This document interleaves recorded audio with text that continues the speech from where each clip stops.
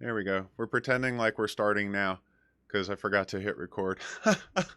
But we had only gotten so far as saying good morning, or to be more specific, good afternoon in this time zone, my friends.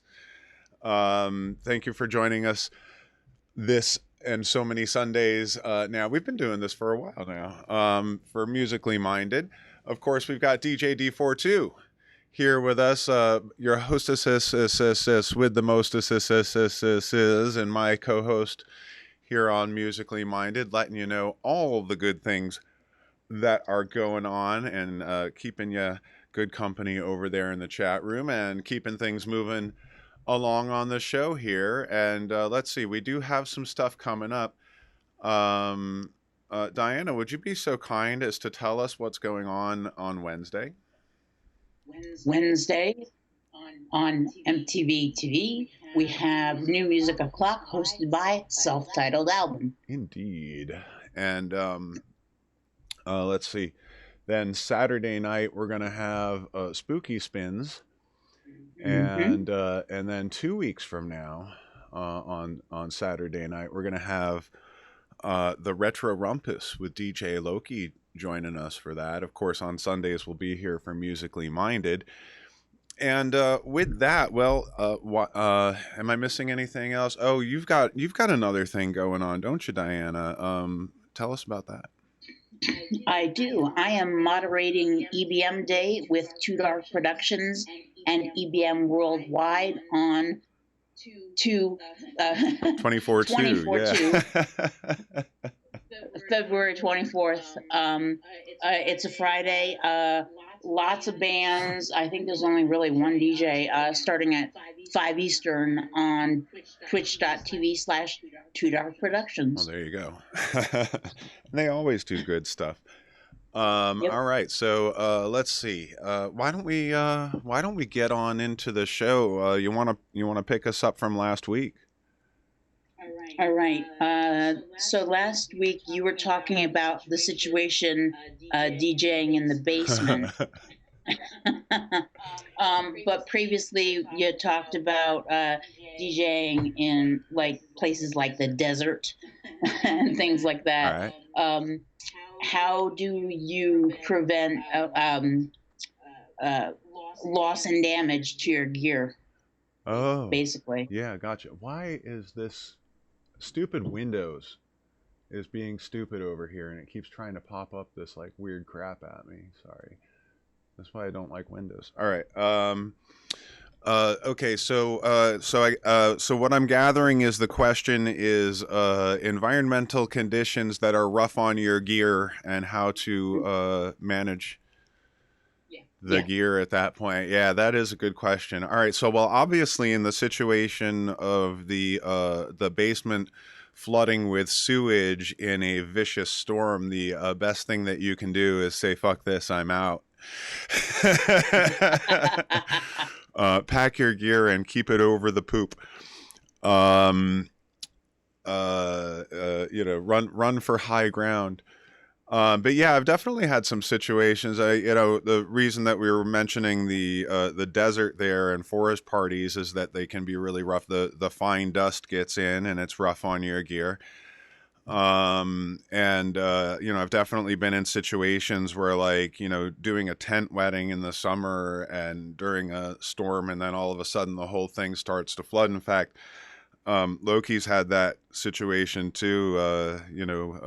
One of his favorite stories is what he calls the mud wedding, where it was just so soaked that everybody bloody well gave up and got muddy.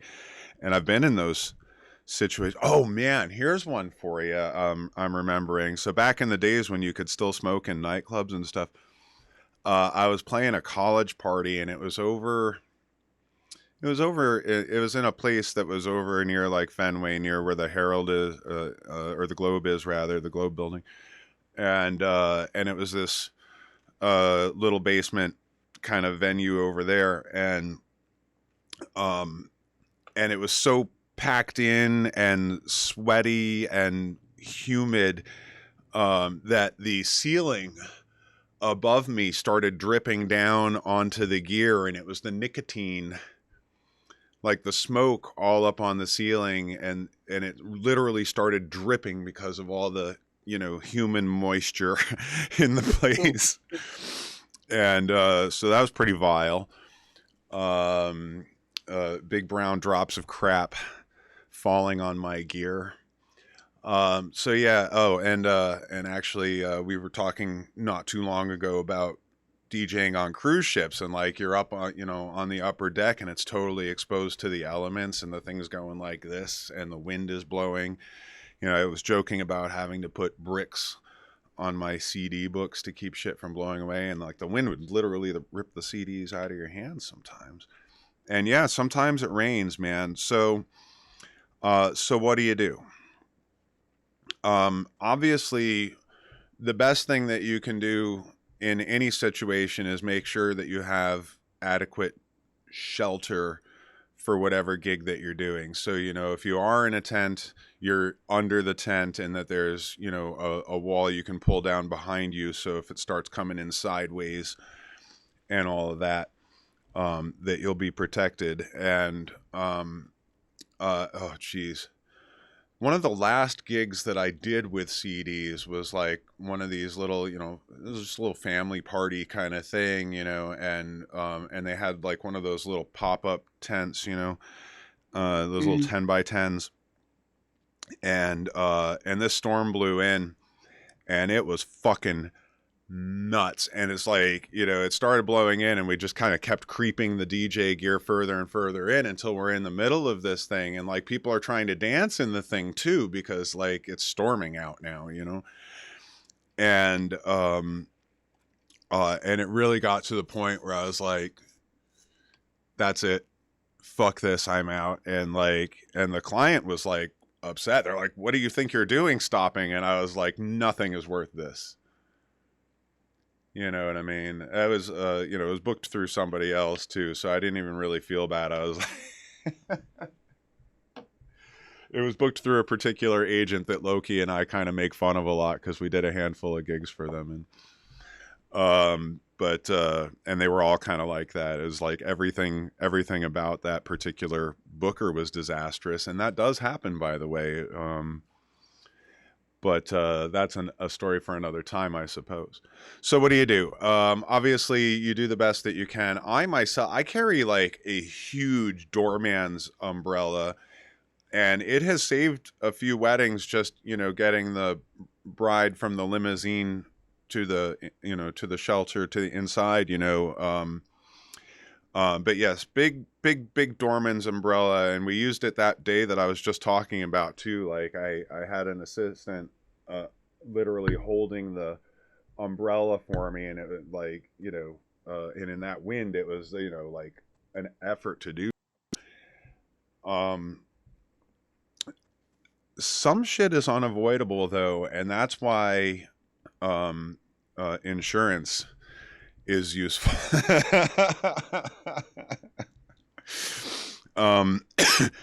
You know, DJ insurance, DJ liability insurance is not very expensive. It's, you know, probably 10% of what you'd be charging for a wedding to get it for a year. It's definitely more expensive to get it gig by gig, but that said, in Boston, we have a lot of historical venues. And if you're playing an historic venue, then you need to have liability insurance, or they literally won't let you take the gig. They need it like signed off, and they need like a photocopy of it and everything. You know, you need to be able to prove that you have liability insurance to play in historic venues. And there's a lot of those around New England. It's not, you know, we're not an old country, definitely not compared to the European cities and stuff like that, but the Northeast definitely has a lot of early buildings from the beginning of this country's time, and they're very, very serious about that kind of thing. You know, doing events, the insurance is very important. You know, you're always going to want to do the basic things to avoid theft. I've had gear stolen from me, despite my best efforts. It happens. Despite your best efforts, it happens. The situation that I was in was like clearly a planned. You know, it's like they weren't going after me; they were going after any DJs they could get. You know, it was an operation that they must have been like pulling up with a van, popping locks, throwing everything they could into the van, and be off in 2 minutes. You know, like the DJ, they see the DJ going in and out with the gear, loading up their vehicle, and you know, of course, you go back in for an idiot check, and then you come out and your vehicle's been stripped. You're like, what the fuck? It was there 10 minutes ago. You know. That said, I have always tried to be very careful about my security with my gear. You know, when I've got gear in the vehicle, I cover it all over with a blanket. This is another thing that you should have. You should have a moving blanket. If you're doing mobile work and that kind of stuff, you should have a moving blanket in your vehicle, not only to help protect your, you know, like to keep your cases looking nice and stuff, but if you do run into bad situations like this, it will protect your gear for that like 5 more minutes if you throw the blanket over it and hustle your stuff out of there. Like the moving blankets repel. Once they're soaked, they suck, but they'll repel the water, keep it off the gear for a couple more minutes for you to get safe. But security wise, you know, if you've got gear in your vehicle, cover it. You know, even if you don't think people can see it from the outside or whatever, just cover it anyway. Like, cover it. You don't want anybody like peeking in and seeing, oh, they've got a lot of fucking music gear in there. Let's wait until they, you know, until they're not paying attention, and bam, it's gone. That's the thing. But one of the things that I say to assistants and apprentices and partner DJs is the job's not until the gear is home and secure. Like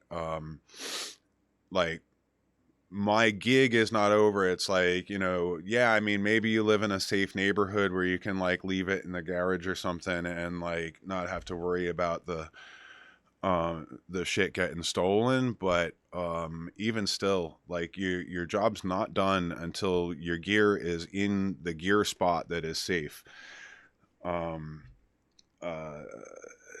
No matter how damn tired you are, it's like, it's just not worth being lazy when it comes to the tools of your livelihood, and they're very high value tools that are in very high demand for thieves. And the more professional your gear is, the higher ended your gear is, the more of a target you are. And yeah, so security is a big deal.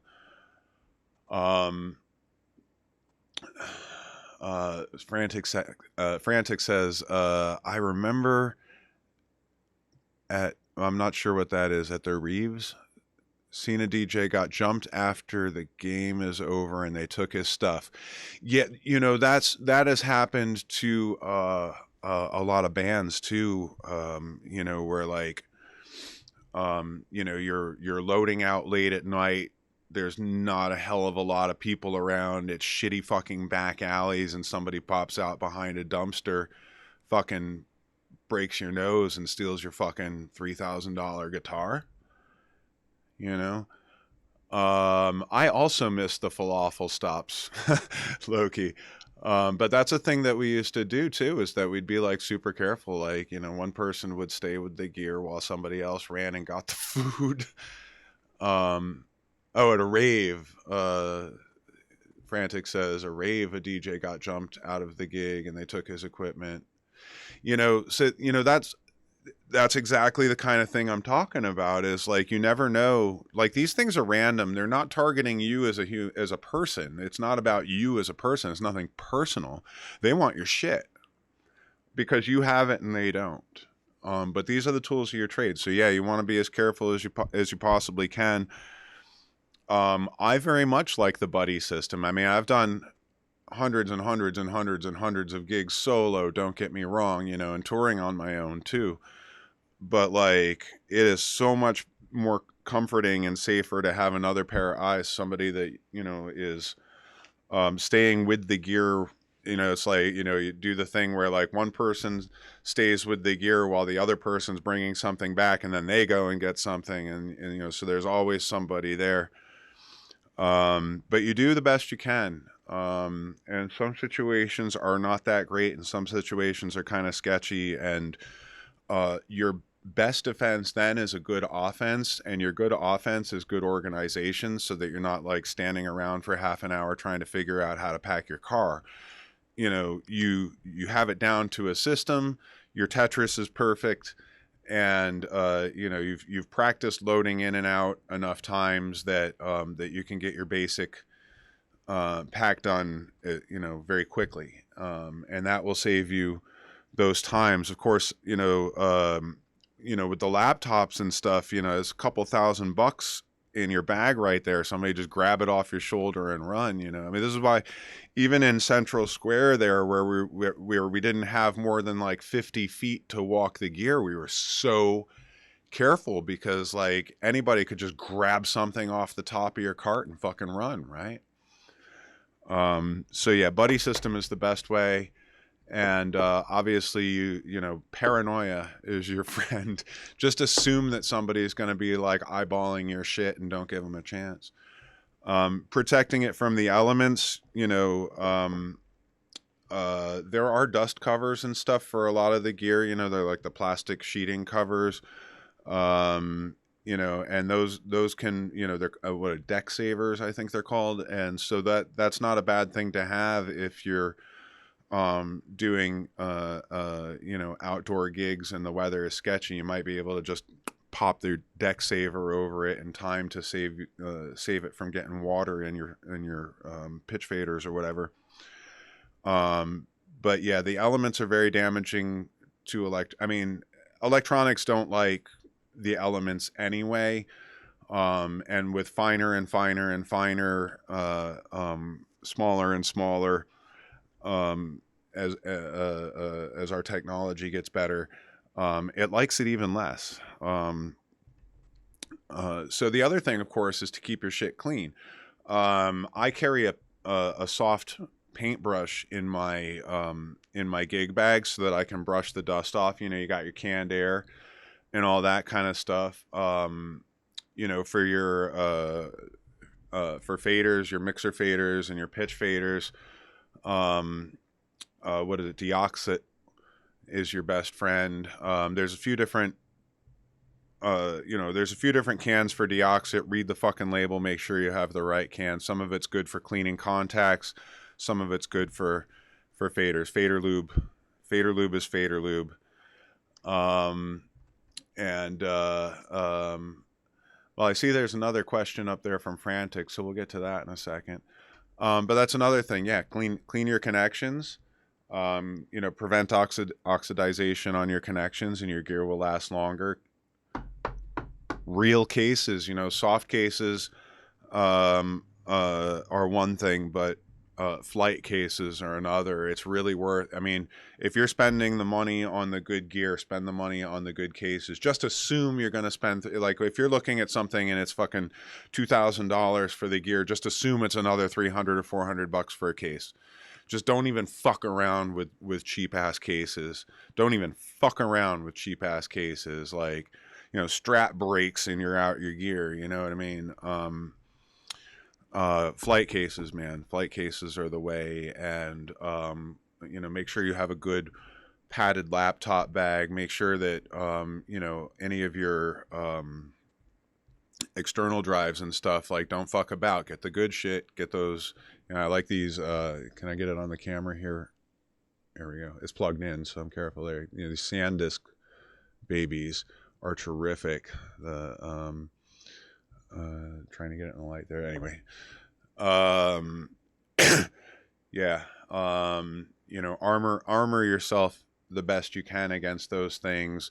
Having that moving blanket is a really good thing to have. Having a big ass umbrella is a really good thing to have, and it doesn't hurt to have a couple of trash bags maybe in the car too. I mean, we, over the something close to 30 years that I've been doing this, there have been very, very few times where I've run into problems that couldn't be dealt with. I mean, talking about Loki's mud wedding, I had a wedding once where I had an this is back, before the self-amplified speakers and stuff. I had an amplifier under the table. I had to put it up on a milk crate because the ground was starting to saturate too much, and didn't want it to get up in there. There have been a few times where I've had to make sure that the power plugs aren't getting into a mud puddle, like lift them, put them on something, like find a plate or something from the banquets and just slip it under where the extension cords go together so that you have it off the wet ground or whatever it is. Putting heavy rocks on stuff if it's too windy. That kind of shit. But let's see. Why don't we move on? Unless that has sparked any other further questions, or you feel like I haven't sufficiently answered that, Diana. I think you have. Alrighty. Well, since we've eaten up the first something like 20 minutes or so of the show on that, what was Frantic's question up there?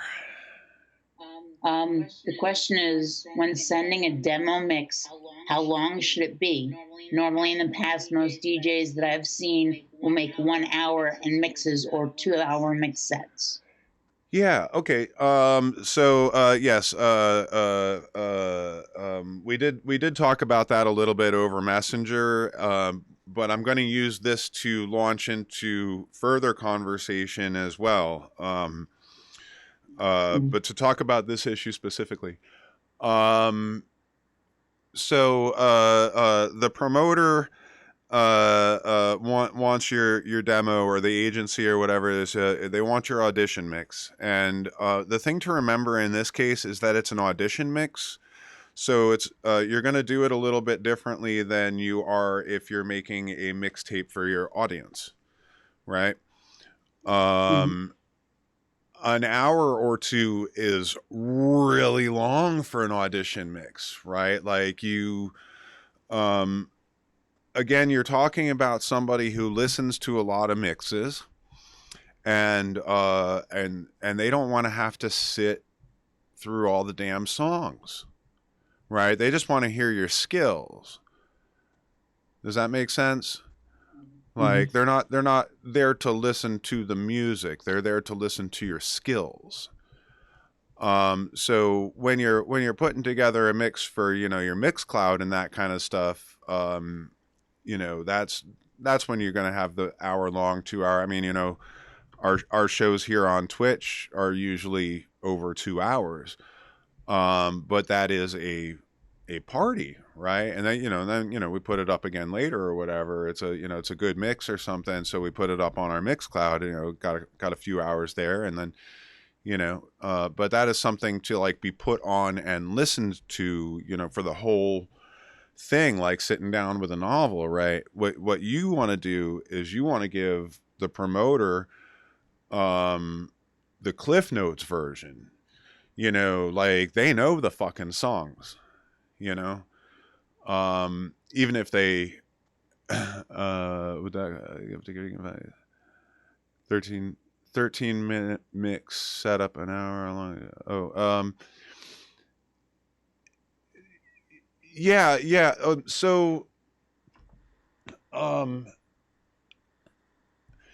well, so this is what I'm saying is like, the audition mixes that I've done for agencies and for promoters, I'm editing the tracks down because what I want to do is I want to give them an example of my mixing. It's like selection is part of it. They want to get a feel for how you select.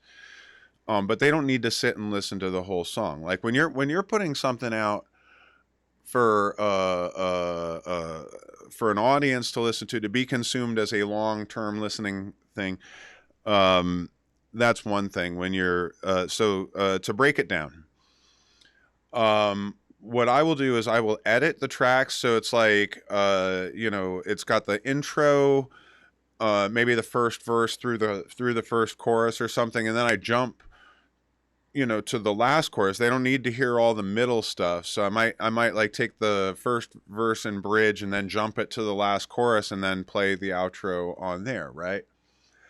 And then that way, if I'm playing, making each track just a couple of minutes long, then most of what they're listening to is my mixing, right? Like, obviously I want to make sure that in my edits that I've got my plan, like I have enough space on there or whatever it is to loop or to mix or whatever it is that I'm going to do. But I'll cut out the middle part. Of course, there's a few ways to do that. Old school way would be to, old school, not that old school way, but to go into, Audition, Audacity, whatever your audio editor is, go into an audio editor and cut it and make a new file. And that's your edited version of the track. And that's what you use to put together your Audition mix. In Serato, with the expansions, there's an expansion called Flip, and that's pretty cool because what it will do, it basically records your button presses. So you can preset your jumps like that by setting cue points where you want it, and then performing that while you record it into Flip, and then you can just, it's like you turn it on or turn it off depending on whether or not you want to use your edited version or your not edited version when you're actually performing. So Flip is a very cool tool, and if you haven't messed with it, I recommend you check it out. I don't use it a super lot. But in a situation like this, that's the situation that I would really use it in, so that I'm not, playing, it's like, maybe I've got a 6-minute track or something and I don't want to play the whole freaking breakdown. I just want to go from here somewhere in the beginning to somewhere in the end, and Flip will do that, and it's seamless. So that's a really good way to do it. But yeah, I would kind of, the audition mixes that I have made, I keep them half an hour or less, 20 to 30 minutes or so.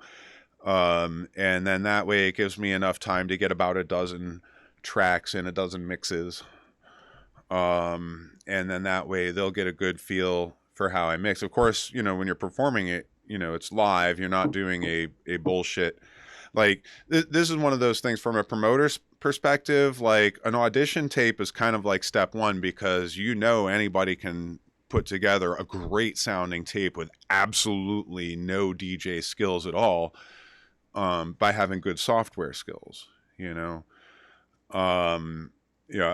could do it in Reason, obviously. It could do it in any of the multi-track auditing things where it gives you time stretch. You know what I mean? You can make a great sounding tape.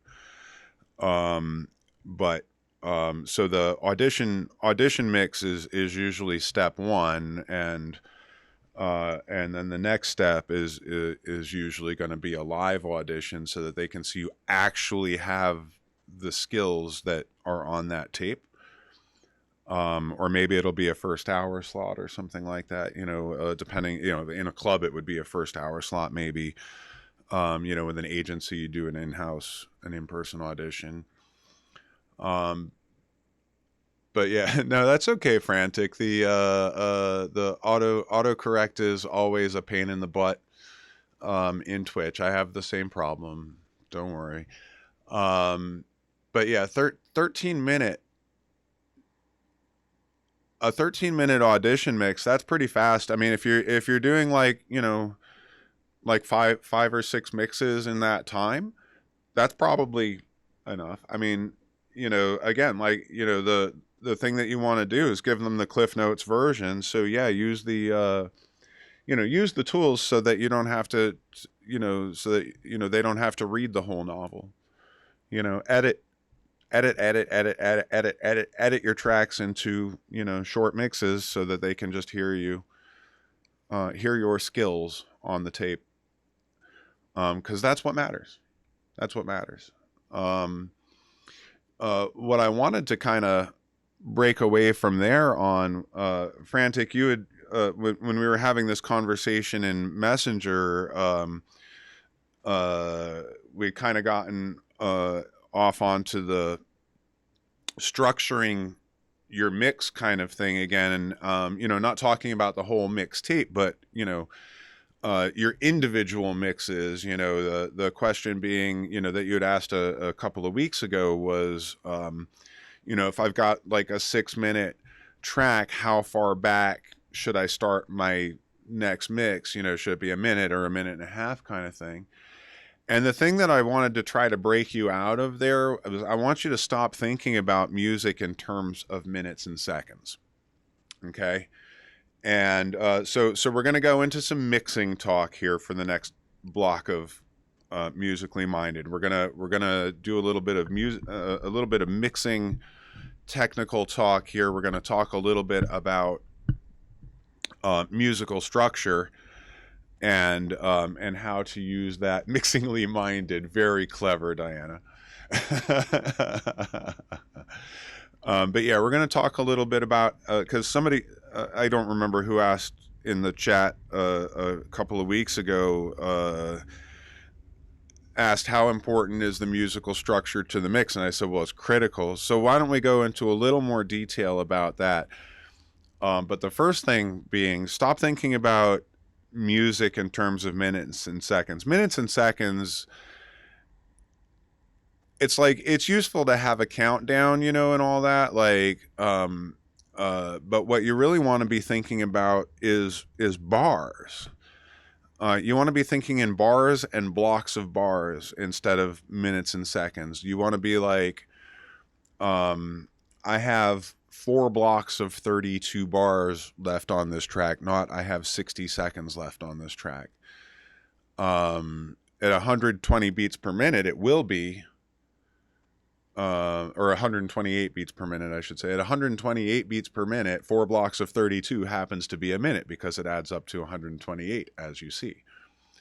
But if you're playing in a slower tempo, it's going to be longer. And if you're playing in a faster tempo, it's going to be shorter. What you really need to know is where you are in the song, where your ones are, and where your hard ones are, the ones that start an entire phrase, a measure, so to speak. So to talk about it real briefly, let's get right on down to what is a bar, right?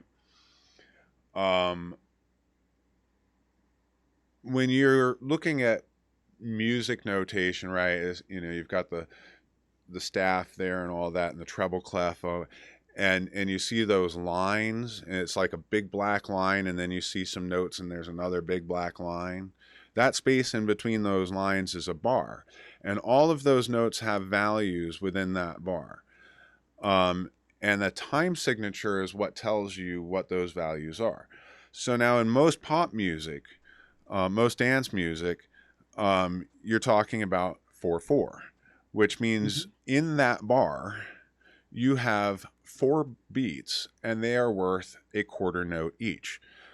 The bar is worth a whole note, right? If you had one note and it goes a whole bar long, like, bah, 1, 2, 3, 4, one note, that's a whole note.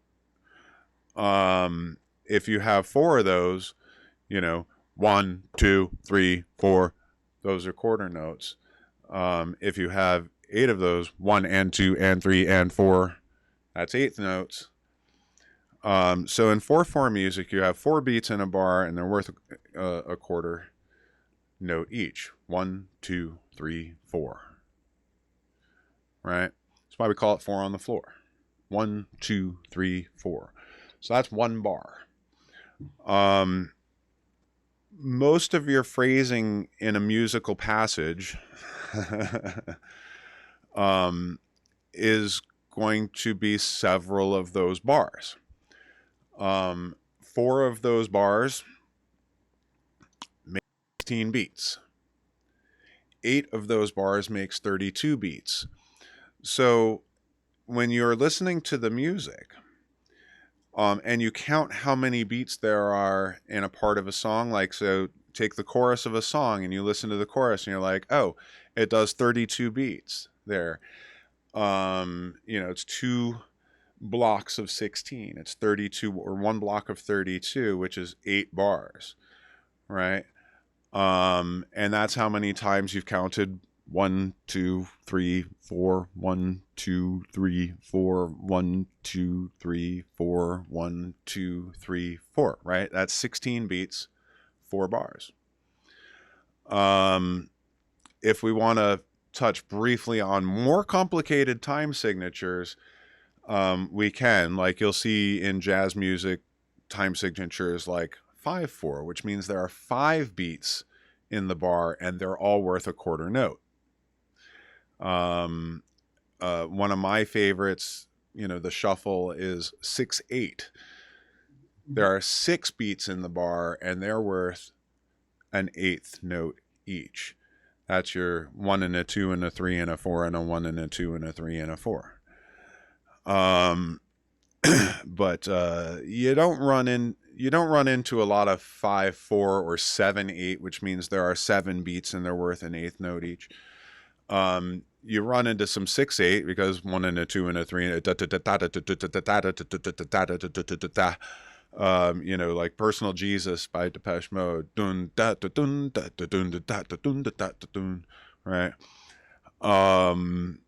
That's a bunch of triplets. It's basically triplets, triplets over, which is why we can kind of treat it similarly to 4/4 when we mix it.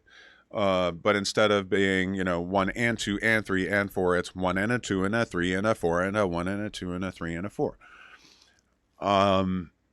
Moving right along. Bars.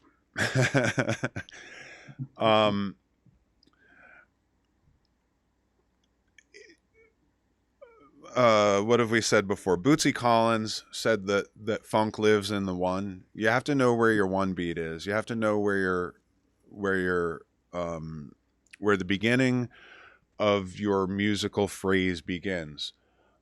It's not enough to just be able to count 1, 2, 3, 4. It's knowing the right one, the one that starts that block of 16, the one that starts that block of 32 before the entire musical passage is finished, is resolved, so to speak, and goes to the next musical passage, which will be, again, a number of bars.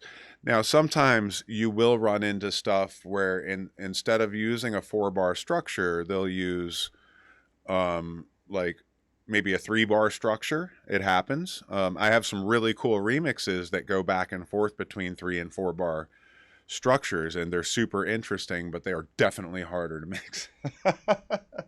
Like, you have to know that it's there. Like, if a DJ plays a mix and it's a 3-bar structure and they're mixing a 4-bar structure on there, it's not going to sound right in the end, right? You literally have to know, like, how your musical phrasing for the song goes. So what's the way to do that?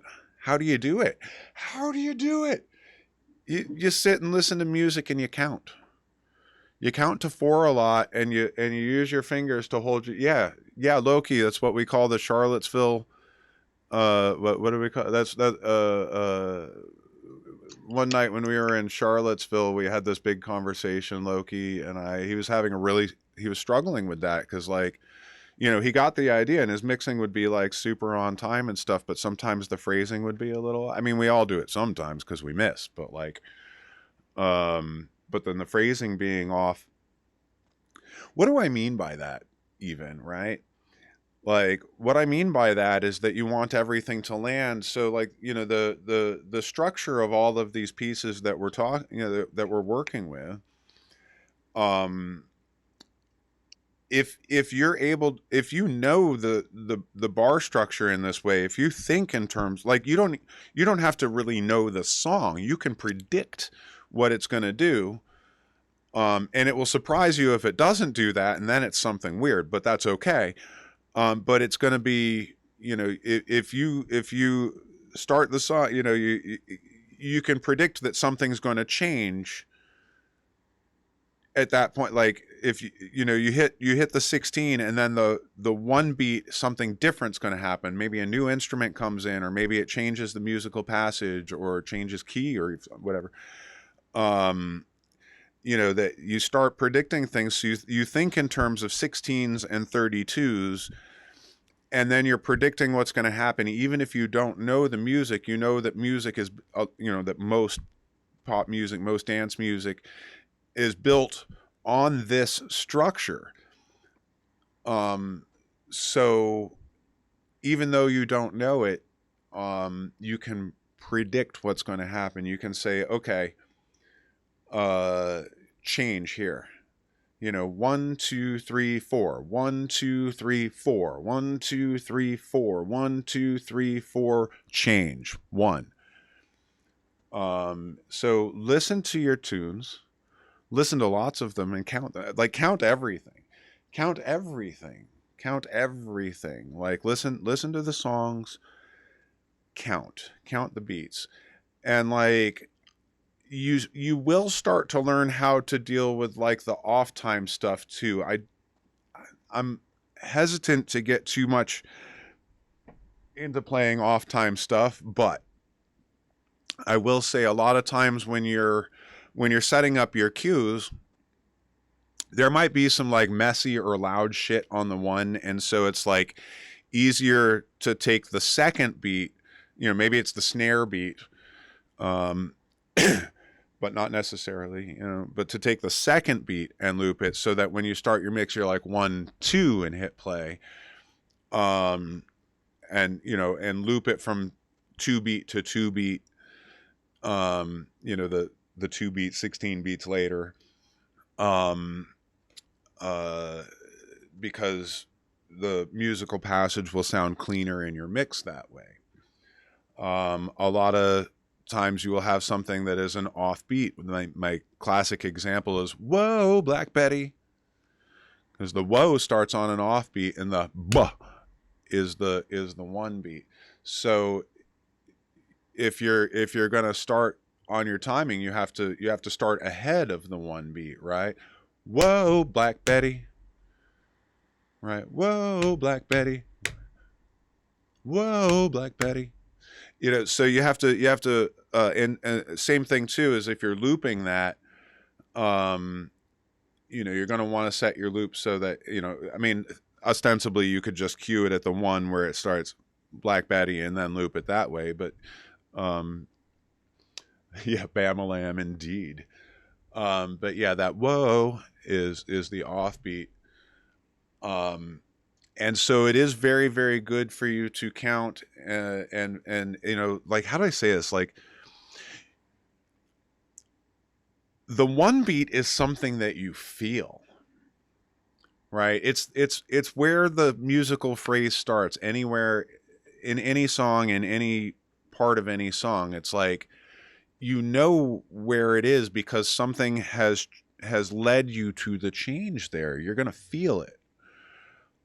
Once you really learn how to feel, and more importantly, count your one beats, you won't be thinking about music in terms of minutes and seconds anymore. You will be thinking about it in terms of bars and chunks of bars measured.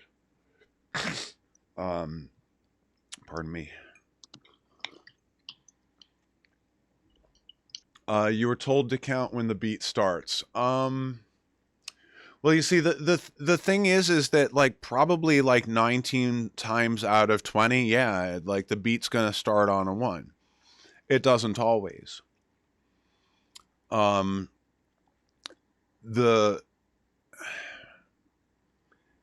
boy, how do I even say this? Like, okay, let's just kick this one in the nuts. Like, if all you're doing is playing simplified 4 on the floor shit, you don't need to know anything about music.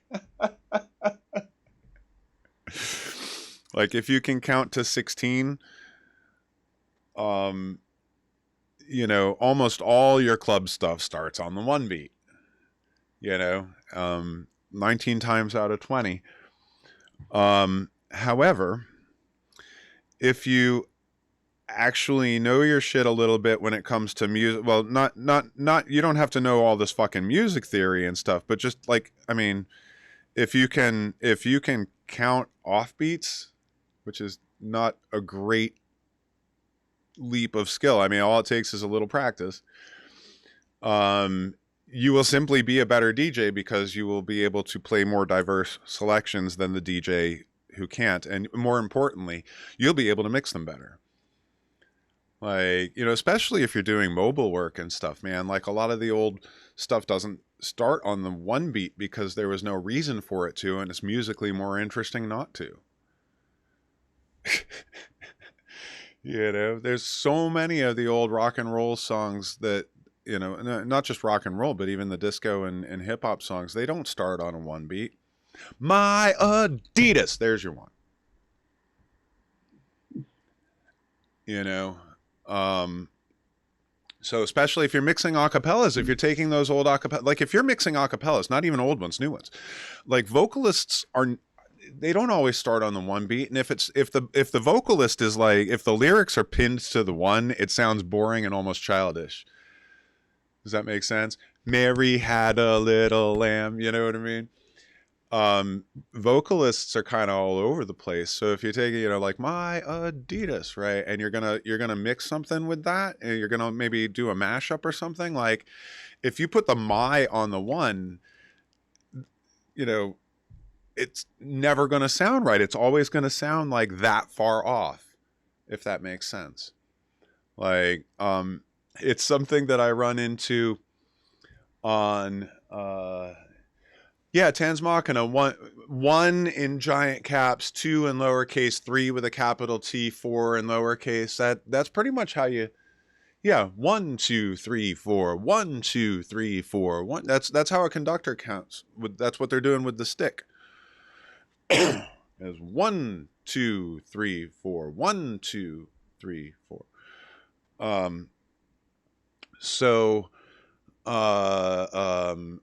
But yeah, so not everything starts on the 1 beat though, and not every first beat is a 1 beat, and a lot of times the first beat isn't the best beat to start your mix on. And so the more of this that you incorporate into your performance, the smoother it's going to be. And the harder stuff that you can mix, like, how do I say this? Like, if it's harder to mix, like I can mix fucking anything, and I will avoid stuff that's hard to mix if I'm not in the fucking mood for it. Does that make sense? Like, I might be like, you know, that'd be a really good track to play right now, but I am not in the mood for having to deal with that fucking human drummer or the weird ass thing that it does that makes it hard to mix or whatever the fuck it is. It will like make you like want to put a song on the side. And to be perfectly honest with you, if you're the DJ that plays those things, it makes you different from the DJs who don't play those things, which is a big part of why I like the 6/8 stuff so much. Like, what was it like? When did I put out that mixtape? Like 2004 or something like that? 2003, 2004 is the Schaffelklatsch mixtape. Yep. You know, everything on there is 6/8, and like it has this like great fucking hip swinging fucking rock and roll feel to it. But not a lot of DJs are comfortable mixing on the triplets because because it's a different time signature. And so if you are the kind of DJ that can start mixing in the weirder time signatures and have it flow with the stuff that they know, they're going to be like, wow. You know what I mean? Like, as opposed to the DJ that has to stop playing one thing and start playing something else because they don't know how to put those things together. Does that make sense? Does that make sense, Diane? Am I making Yes. any sense here at all? Yes. I was looking for your mix on Mixcloud. Oh, thank you. Yeah. The Links Master. But yeah, so that is my theory on that stuff. You know, a lot of syncopated stuff.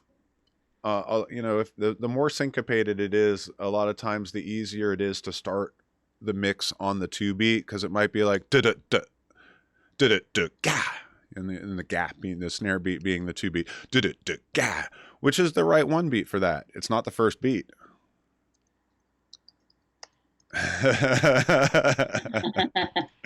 Because there's a little triplet roll that goes into the beginning of that. So yeah, so the more that you start counting, and obviously the finer you know, as you get better at counting, you get better at counting. Does that make sense? Like, you know, I'm pretty casual about, you know, my being able to count out time signatures at this point, but that's because, you know, the first 5 years that I was DJing or whatever, I did nothing but fucking count while listening to records. You know what I mean?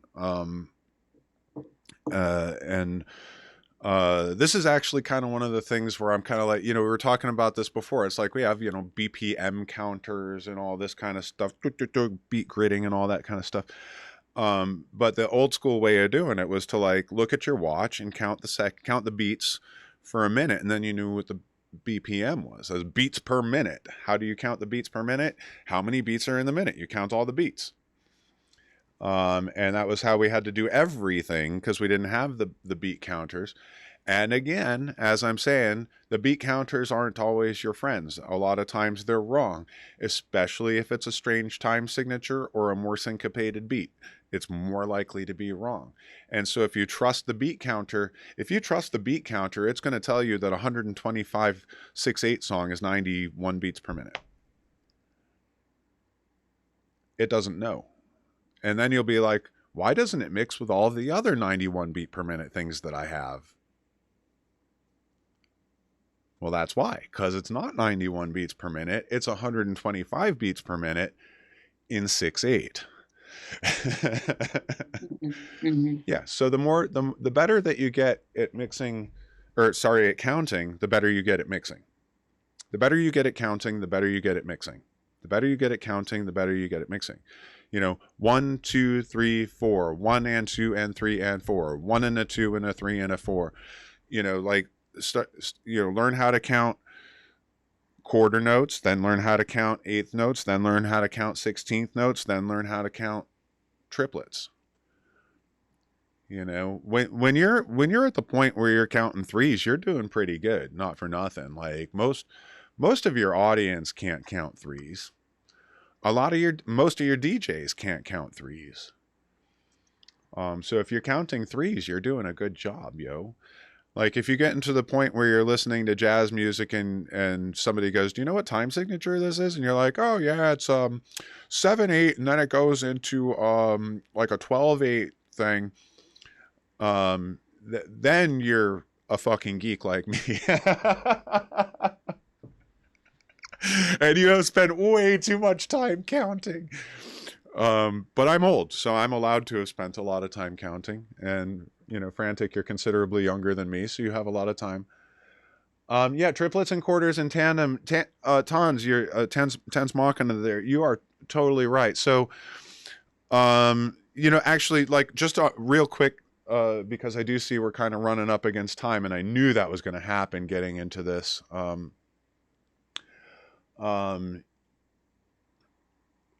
Triplets and quarters at the same time is basically what 6/8 is.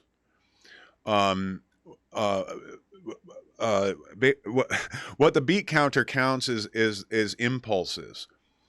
So it's counting 91 impulses per minute when it's actually 125 beats per minute, right? So what you want to do is you want to count those kicks. 1, 2, 3, 4.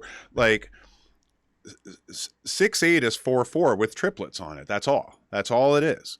The thing that makes it harder to mix is that it really sounds bad when you put triplets and quarter notes on top of each other. Right? If you've got one piece and it's got you know, quarters and eighths, and another piece and it's got threes and sixes, and you put them next to each other, nothing's going to line up, right? And so the way to shift from quarters to triplets and back again, right, is to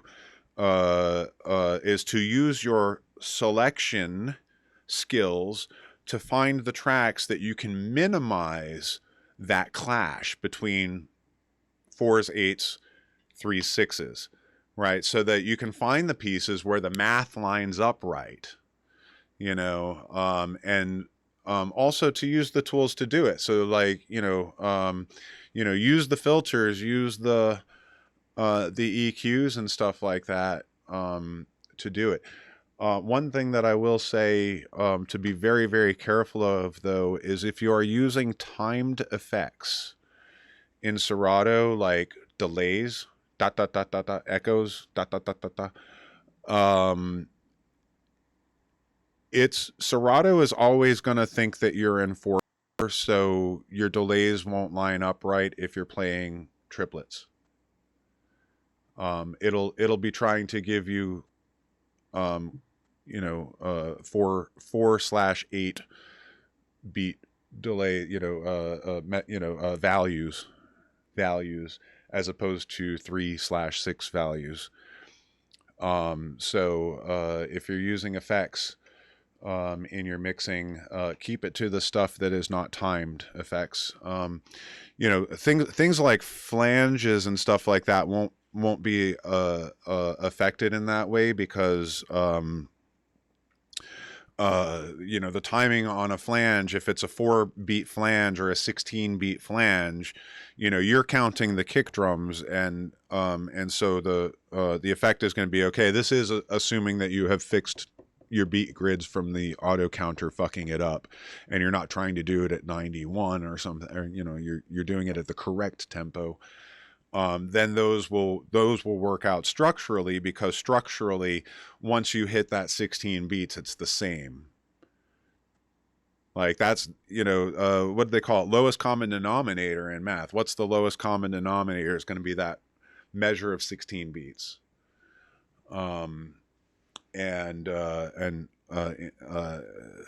Whether it's quarter notes or, the common denominator between the quarter note, 4/8 values and 3/6 values is going to be the 16. It's when if you're 6/8, 16 beats is going to be the same.